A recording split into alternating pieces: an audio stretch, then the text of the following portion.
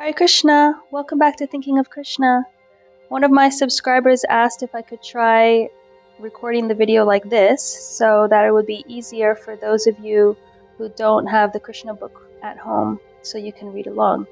So let me know down in the comments how this was for you and which way you prefer it. Okay, let's begin with chapter 21, The Gopis Attracted by the Flute. Within the arrival of the beautiful autumn season, the waters in the lakes and rivers became as clear as crystal and filled with fragrant lotus flowers, and breezes blew very pleasantly. At that time, Krishna entered the forests of Vrindavan with the cows and cowherd boys. Krishna was very much pleased with the atmosphere of the forest, where flowers bloomed and bees and drones hummed very jubilantly. While the birds, trees, and plants were all looking very happy, Krishna tended the cows and, accompanied by Sri Balaram and the cowherd boys, began to vibrate his transcendental flute. After hearing the vibration of the flute of Krishna, the gopis in Vrindavan remembered him and began to talk amongst themselves about how nicely Krishna was playing his flute. When the gopis were describing the sweet vibration of Krishna's flute, they also remembered their pastimes with him. Thus their minds became disturbed, and they were unable to describe completely the beautiful vibration. While discussing the transcendental vibration, they remembered also how Krishna dressed, decorated with a peacock feather on his head, just like a dancing actor, and with blue flowers pushed over his ear. His garment glowed yellow gold, and he was garlanded with a Vaijayanti necklace. Dressed in such an attractive way, Krishna filled up the holes of his flute with the nectar emanating from his lips. So they remembered him, entering the forest of Vrindavan, which is always glorified by the footprints of Krishna and his companions. Krishna was very expert in playing the flute, and the gopis were captivated by the sound vibration, which was attractive not only to them, but to all living entities who heard it. One of the gopis told her friends, "The highest perfection of the eyes is to see Krishna and Balaram entering the forest and playing their flutes and tending the cows with their friends." Persons who are constantly engaged in the transcendental meditation of seeing Krishna, internally and externally, by thinking of him playing the flute, entering the Vrindavan forest and tending the cows with the cowherd boys, have really attained the perfection of samadhi.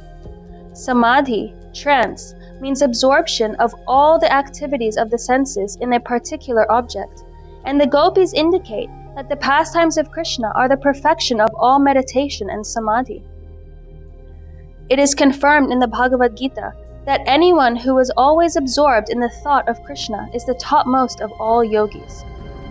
Another gopi expressed her opinion that Krishna and Balaram, while tending the cows with the cowherd boys, appeared just like actors going to play on a dramatic stage.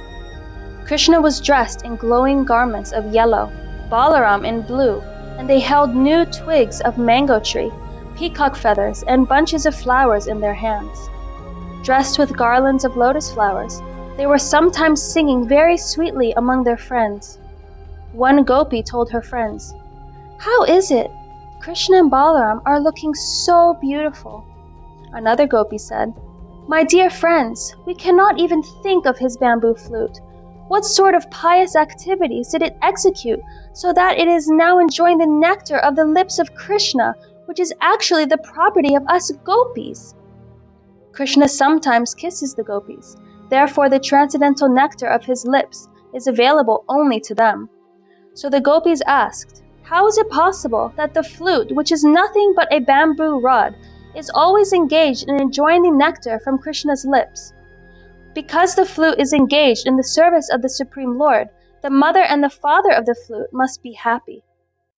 The lakes and the rivers are considered to be the mothers of the trees, because the trees live simply by drinking water. So the waters of the lakes and rivers of Vrindavan were in a happy mood, full of blooming lotus flowers, because the waters were thinking, 'How is it that our son, the bamboo rod, is enjoying the nectar of Krishna's lips?' The bamboo trees standing by the banks of the rivers and the lakes were also happy to see their descendants so engaged in the service of the Lord. just as persons who are advanced in transcendental knowledge take pleasure in seeing their descendants engage in the service of the Lord. The trees were overwhelmed with joy and were incessantly yielding honey, which flowed from the beehives hanging on their branches. Another gopi spoke thus to her friends about Krishna. Dear friend, our Vrindavan is proclaiming the glories of this entire earth because this planet is glorified by the lotus footprints of the son of Devaki.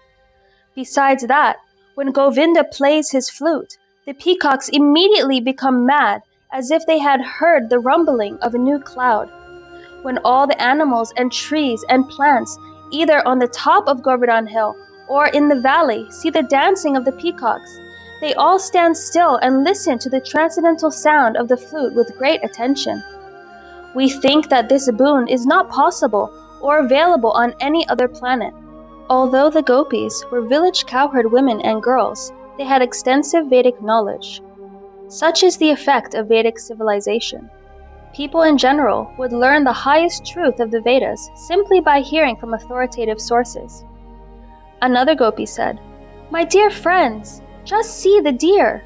Although they are dumb animals, they have approached the son of Maharaj Nanda, Krishna. Not only are they attracted by the dress of Krishna and Balaram, but as soon as they hear the playing of the flute, the deer, along with their husbands, offer respectful obeisances unto the Lord by looking at him with great affection. The gopis were envious of the deer because the deer were able to offer their service to Krishna along with their husbands. The gopis thought themselves not so fortunate because whenever they wanted to go to Krishna, their husbands were not very happy. Another gopi said, My dear friends, Krishna is so nicely dressed that he appears to be the impetus to various kinds of ceremonies held by the womenfolk. Even the wives of the denizens of heaven become attracted after hearing the transcendental sound of his flute. Although they are traveling in the air in their airplanes, enjoying the company of their husbands, on hearing the sound of Krishna's flute, they immediately become perturbed. Their hair is loosened and their tight belts are slackened. This means that the transcendental sound of the flute of Krishna extended to all corners of the universe. Also, it is significant that the gopis knew about the different kinds of airplanes flying in the sky. Another gopi said to her friends, My dear friends, the cows are also charmed as soon as they hear the transcendental sound of the flute of Krishna. It sounds to them like the pouring of nectar, and they immediately spread their long ears just to catch the liquid nectar of the flute. As for the calves, they are seen with the nipples of their mothers pressed in their mouths, but they cannot suck the milk. They remain struck with devotion, and tears glide down from their eyes, illustrating vividly how they are embracing Krishna heart to heart. These phenomena indicate that even the cows and calves in Vrindavan knew how to cry for Krishna and embrace him heart to heart. Actually, the perfection of Krishna consciousness can be culminated in the shedding of tears from the eyes. Another young gopi told her mother, My dear mother, the birds, who are all looking at Krishna playing on his flute, are sitting very attentively on the branches and twigs of different trees. From their features, it appears that they have forgotten everything and are engaged only in hearing Krishna's flute. This proves that they are not ordinary birds. They are great sages and devotees, and just to hear Krishna's flute, they have appeared in Vrindavan forest as birds. Great sages and scholars are interested in Vedic knowledge, but the essence of Vedic knowledge is stated in the Bhagavad Gita, Vedaischa sarver aham eva vedya. Through the knowledge of the Vedas, Krishna has to be understood. From the behavior of these birds, it appeared that they were great scholars in Vedic knowledge, and that they took to Krishna's transcendental vibration and rejected all branches of Vedic knowledge. Even the river Yamuna, very much desiring to embrace the lotus feet of Krishna after hearing the transcendental vibration of his flute, broke her fierce waves to flow very nicely with lotus flowers in her hands, just to present flowers to Mukunda with deep feeling. The scorching heat of the autumn sunshine was sometimes intolerable, and therefore the clouds in the sky appeared in sympathy above Krishna and Balaram and their boyfriends, while they engaged in blowing their flutes. The clouds served as a soothing umbrella over their heads, just to make friendship with Krishna. The Aborigine girls, became fully satisfied when they smeared their faces and breasts with the dust of Vrindavan, which was reddish from the touch of Krishna's lotus feet. The Aborigine girls had very full breasts, and they were also very lusty, but when their lovers touched their breasts, the girls were not very much satisfied. When they came out into the midst of the forest, they saw that while Krishna was walking, some of the leaves and creepers of Vrindavan had turned reddish from the kumkum powder which fell from his lotus feet. His lotus feet are held by the gopis on their breasts, which are smeared with kumkum powder. But when Krishna travels in the Vrindavan forest with Balaram and his boyfriends, the reddish powder falls on the ground. So the lusty Aborigine girls, while looking toward Krishna playing his flute, saw the reddish kumkum on the ground and immediately took it and smeared it over their faces and breasts. In this way they became fully satisfied, although they were not satisfied when their lovers touched their breasts. All material lusty desires can be immediately satisfied if one comes in contact with Krishna consciousness. Another gopi began to praise the unique position of Govardhan Hill in this way. How fortunate is this Govardhan Hill, for it is enjoying the association of Lord Krishna and Balaram, who are accustomed to walking on it. Thus Govardhan is always in touch with the lotus feet of the Lord. And because Govardhan Hill is so obliged to Lord Krishna and Balaram, it is supplying different kinds of fruits, roots, and herbs, as well as very pleasing crystal water from its lakes, in presentation to the Lord.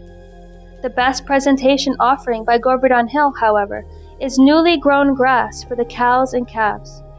Govardhan Hill knows how to please the Lord by pleasing his most beloved associates, the cows and the cowherd boys. Another gopi said, "Everything appears wonderful when Krishna and Balaram travel in the forests of Vrindavan playing their flutes and making intimate friendship with all kinds of moving and non-moving creatures.